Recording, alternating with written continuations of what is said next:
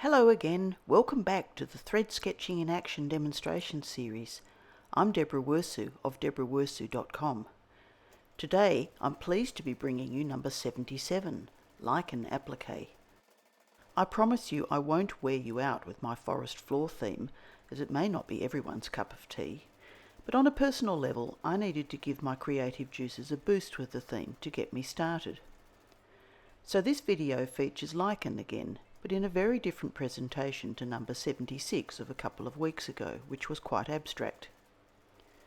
This was inspired by the colours and form of many lichens found spreading across rocks in those damp, misty forests that every country seems to have somewhere.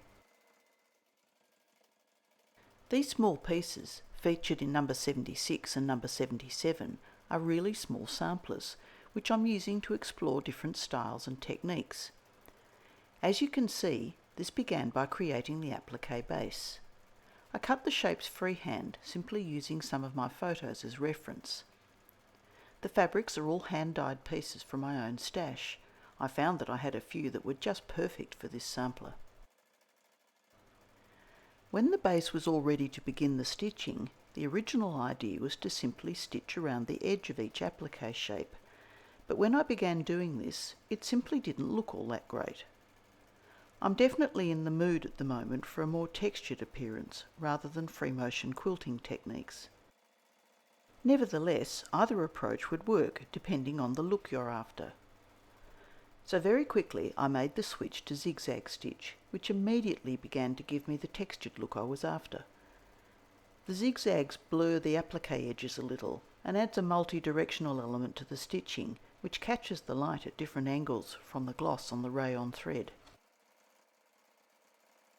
Due to the modelling of colours in these fabrics, I found I was having to change thread colours in the machine quite often.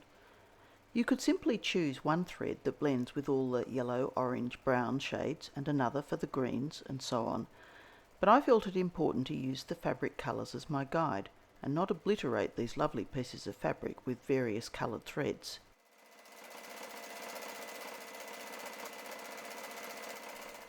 When working out the order of stitching, I looked as much as possible at the layering of the applique shapes, beginning the stitching with the pieces lying furthest into the background.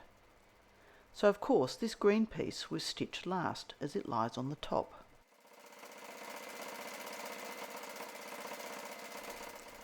There were all sorts of textural elements I could have added into the background areas, but I decided to reserve those for future pieces, as I didn't think they were needed here.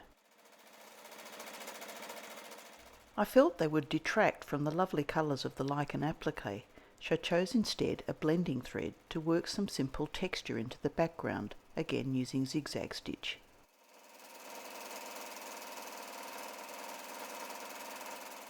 To finish off, this little piece of quilt art was also cut into a freeform shape and edge stitched to make it complete.